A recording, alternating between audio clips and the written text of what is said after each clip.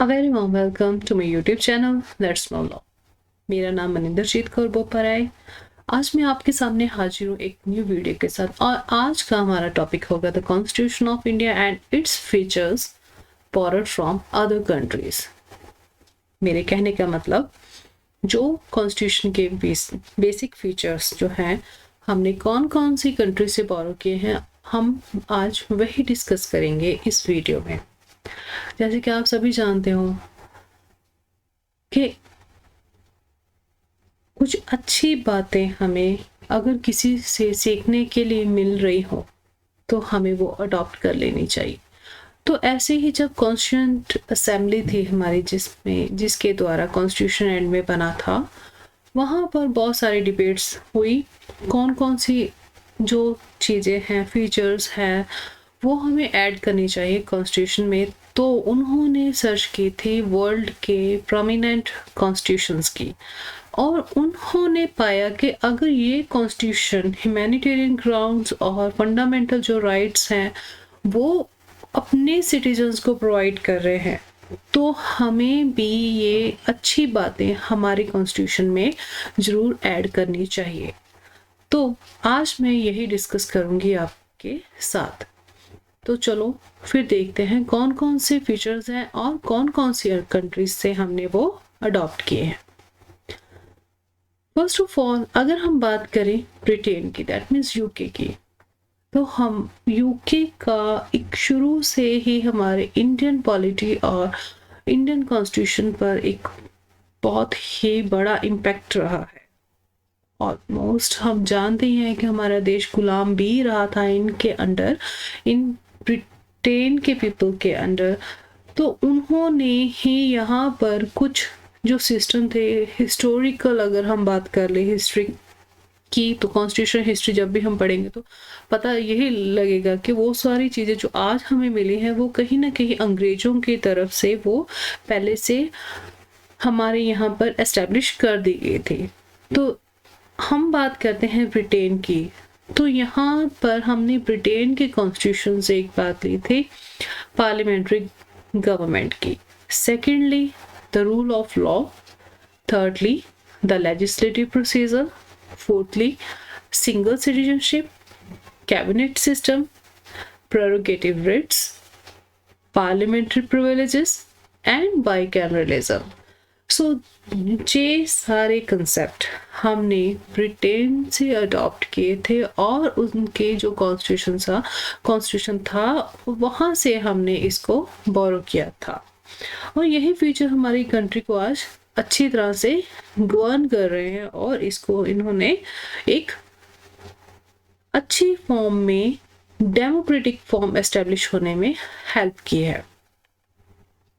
तो जब मैं आपको एक बात बताना चाहूँगी, जब कॉन्स्टिट्यूशन बन रहा था तो ड्राफ्टिंग कमेटी के जो चेयरमैन थे डॉक्टर अंबेडकर, उन्होंने वहाँ पर अडॉप्शन के बारे में और आई मीन टू से जो हमने बोरो किए हैं फीचर्स, बोरो करने का जो नेचर था उसके बारे में एक बात कही थी।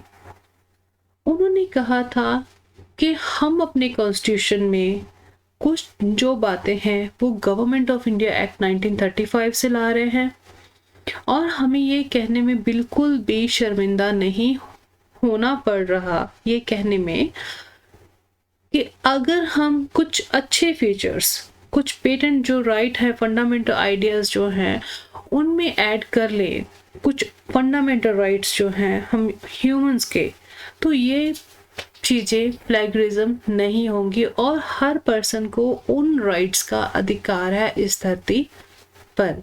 सो ये तो कहना था डॉक्टर बी.आर. अंबेडकर का।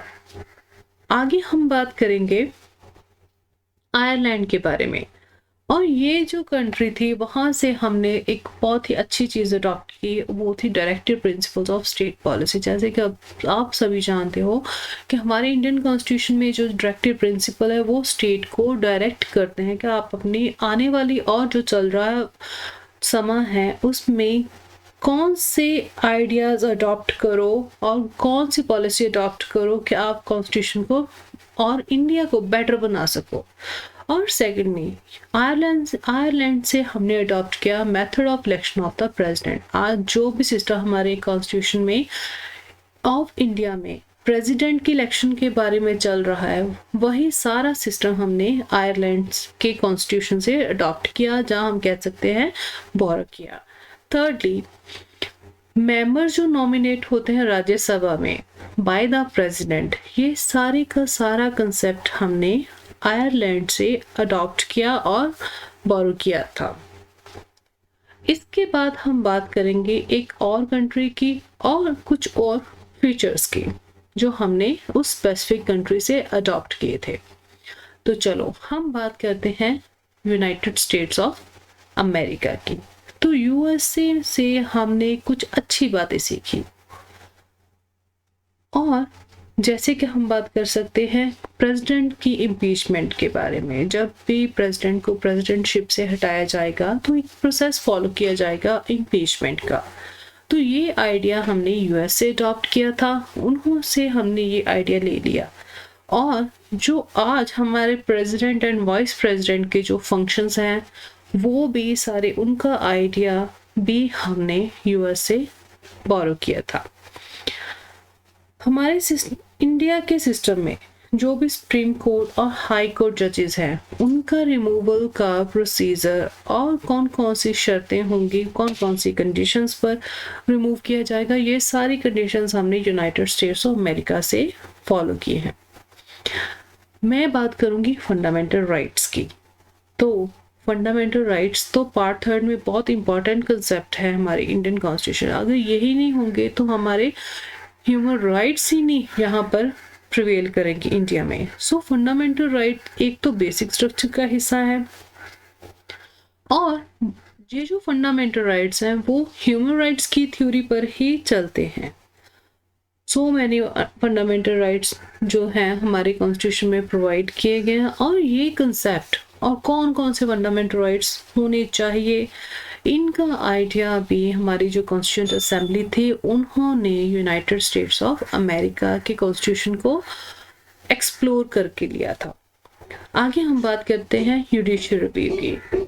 तो यहाँ पर जो जुडिशियल रिव्यू के पास जो हाईएस्ट कोर्ट है उनको दी गई है, उसका आइडिया भी यूनाइटेड स्टेट्स ऑफ अमेरिका से लिया गया था। यहाँ पर जो पार्लियामेंट की जो सुप्रीमेसिया और पार्लियामेंट जो लॉज बना रही है, कॉन्स्टिट्यूशनैलिटी और अनकॉन्स्टिट्यूशनैलिटी चेक करने के लिए जो कंसेप्ट है जुडिशियल रिव्यू का, हमें एक अच्छी और इंडिपेंडेंट जुडिशरी प्रोवाइड करता है। और इंडिया को एक बेटर फ्यूचर देने की जब कोशिश की जाती है तो हम बात करते हैं जुडिशियल रिव्यू। तो ये जो सारा कंसेप्ट था जुडिशियल रिव्यू का, वो हमने अडॉप्ट किया था United states of America.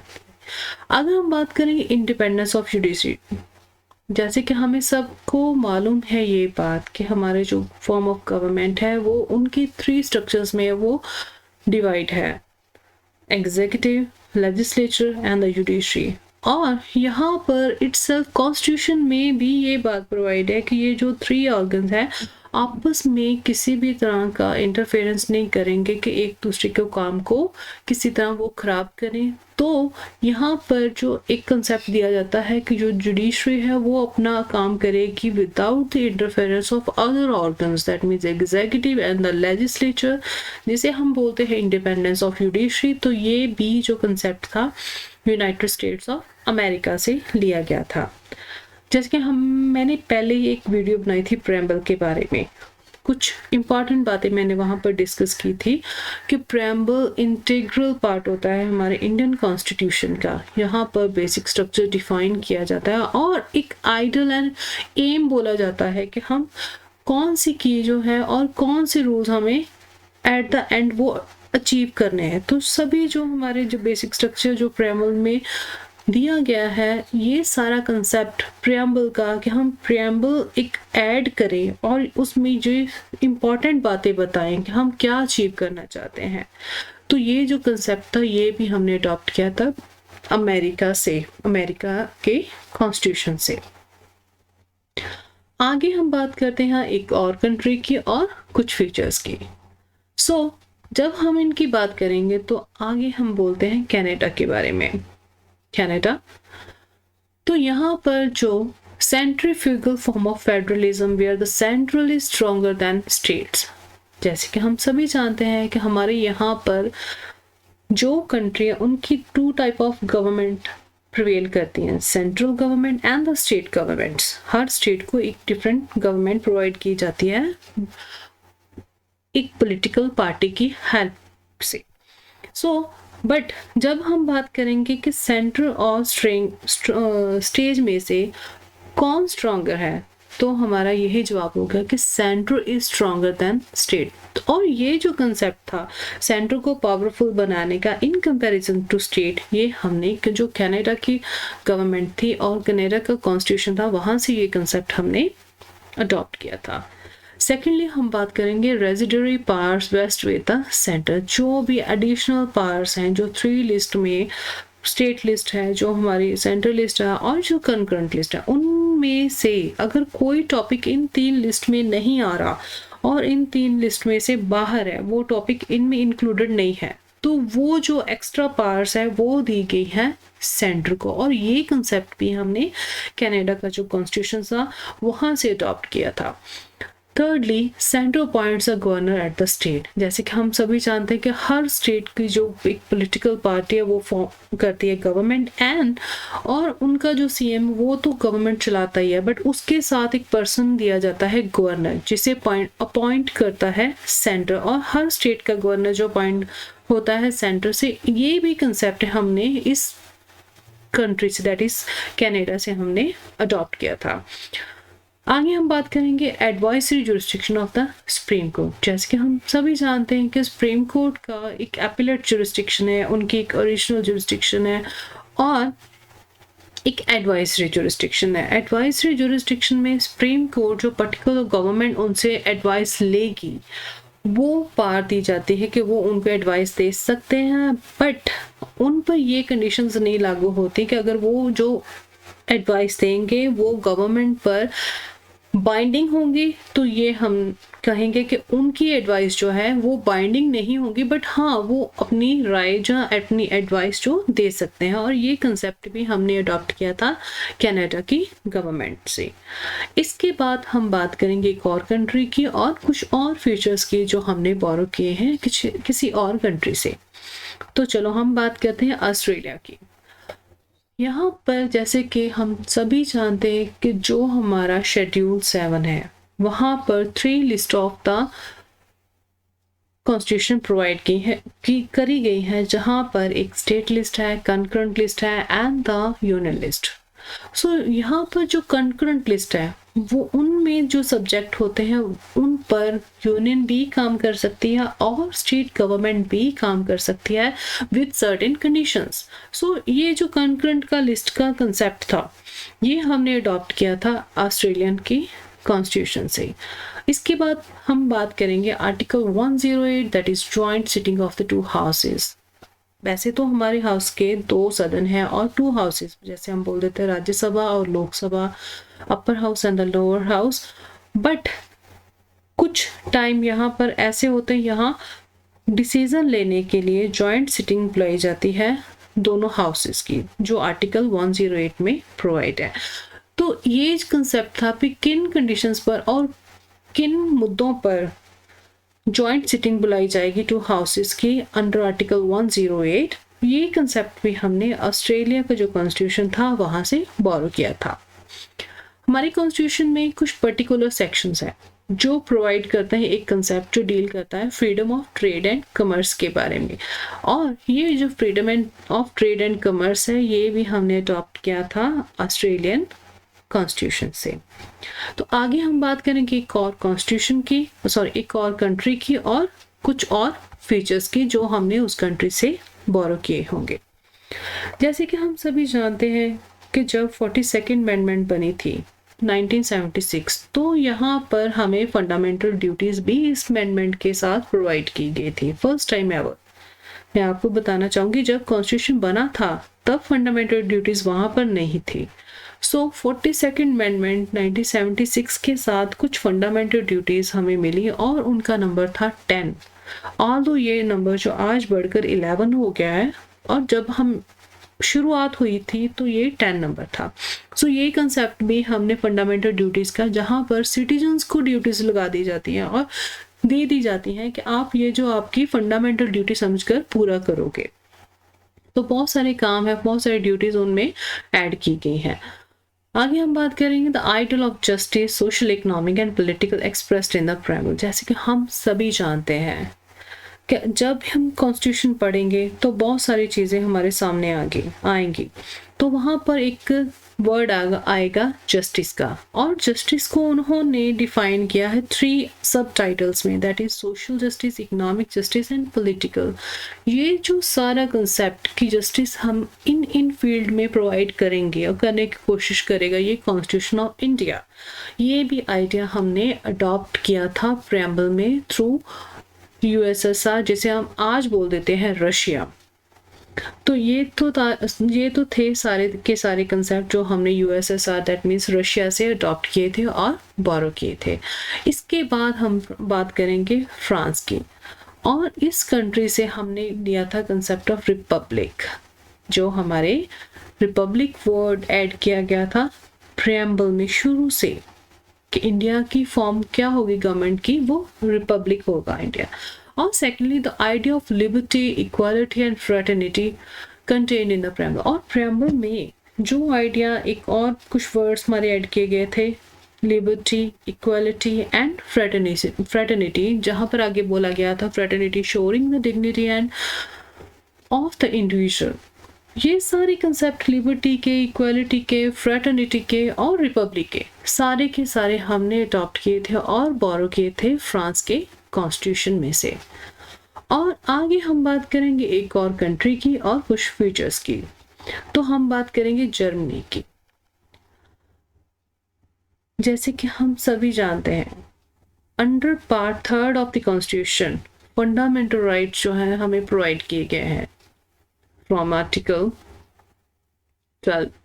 Although article 12 में स्टेट के बारे में बात किया जहाँ जो डील करेगी फंडामेंटल राइट्स के साथ। सो ये एक और कंसेप्ट फंडामेंटल राइट का हमारे कॉन्स्टिट्यूशन में, जहाँ पर एमरजेंसी के दौरान उनको सस्पेंड किया जाता है। दैट मीन्स जब भी किसी भी तरह की एमरजेंसी होगी, जब हम बात करेंगे एमरजेंसी के एक पर्टिकुलर वीडियो में तो मैं आपको वो कंडीशंस भी बताऊंगी कौन सी एमरजेंसी और कहाँ पर फंडामेंटल राइट्स जो सस्पेंड किए जाएंगे और कौन कौन से फंडामेंटल राइट्स जो सस्पेंड किए जाएंगे, वो तो हम बात करेंगे एक और वीडियो में। आज जस्ट यही बताना चाहती हूँ कि जो ये कंसेप्ट था कि एमरजेंसी के दौरान सस्पेंशन होगी फंडामेंटल राइट्स की, ये कंसेप्ट हमने अडॉप्ट किया था जर्मनी के कॉन्स्टिट्यूशन से। तो ये तो सारा कंसेप्ट था borrowing of certain features from Germany. आगे हम बात करेंगे एक और कंट्री की और सम फीचर्स की। तो यहाँ पर हम बात करेंगे साउथ अफ्रीका की। तो जो भी इलेक्शन होती है मेंबर्स ऑफ द राज्यसभा किस तरह होगी, कौन सा प्रोसीजर होगा, और ये idea. Secondly amendment of the constitution की इटसेल्फ, खुद की अमेंडमेंट, उसमें जो चेंज की जाएगी किसी तरह एडिशन के साथ, कुछ रिमूवल के साथ, उसका कंसेप्ट भी सारे का सारा हमने साउथ अफ्रीका का जो कॉन्स्टिट्यूशन था उसमें से लिया था। जैसे कि हम बात कर सकते हैं कि अभी तक 105 अमेंडमेंट्स जो हैं वो आ चुकी हैं और कुछ जो प्रपोज्ड अमेंडमेंट वो अभी भी पार्लियामेंट में पेंडिंग है। हम बात करेंगे जापान से हमने कंसेप्ट लिया था प्रोसीजर एस्टेब्लिश्ड बाय लॉ। हम बात करेंगे कि हर पर्सन को फ्रीडम है, हर पर्सन की फंडामेंटल राइट्स है, बट उनको वायलेट किया जा सकता है बाय द स्टेट उनको एक साइड कर सकती है अगर वो उसको परमिशन है। दैट मीन स्टेट को परमिशन है कि वो किसी लॉ के अंडर वो उनका अधिकार जो छीन रहे हैं, जो ख़त्म कर रहे हैं, या कुछ समय के लिए सस्पेंड कर रहे हैं, तो वो प्रोसीजर होना चाहिए जो एस्टेब्लिश किया गया हो लॉ के द्वारा। और ये जो वेरी ही इम्पॉर्टेंट कंसेप्ट है इंडियन कॉन्स्टिट्यूशन का कि आप किसी की भी राइट जो फंडामेंटल राइट वायलेट नहीं कर सकते other than procedure established by law. तो ये कंसेप्ट हमने लिया था जापान की गवर्नमेंट से और जापान के कॉन्स्टिट्यूशन से, हम कह सकते हैं। आगे हम बात करेंगे कि ये जो सारे कंसेप्ट थे क्या आज भी इम्पॉर्टेंट है इंडियन कॉन्स्टिट्यूशन में? तो मैं कहूँगी जी हाँ, ये ही बेसिक स्ट्रक्चर बनाते हैं हमारे इंडियन कॉन्स्टिट्यूशन का। जैसे मैं पहले ही बोल चुकी हूँ, अगर आपको किसी की अच्छी लगती है बात, उसके कुछ गुण हैं और हम कह सकते कुछ उनके अच्छाइयाँ हैं, तो वो उनको अडॉप्ट करने में हमें शर्म नहीं होनी चाहिए। जैसे कि B.R. अम्बेडकर ने साहब ने भी बोला था। तो ये तो थे सारे बेसिक फीचर्स जो हमने बोरो किए थे अदर कंट्रीज से। अगर आपको मेरी ये वीडियो अच्छी लगी और जो आज मैंने आपके साथ नॉलेज शेयर किए हैं वो आपको अच्छी लगी हो, तो प्लीज़ मेरा चैनल आप सब्सक्राइब करो, लाइक करो और शेयर करो फॉर मोर इंटरेस्टिंग वीडियोस। और मैं आपको फिर से मिलूंगी एक न्यू वीडियो में। आज के लिए शुक्रिया एंड बाय बाय।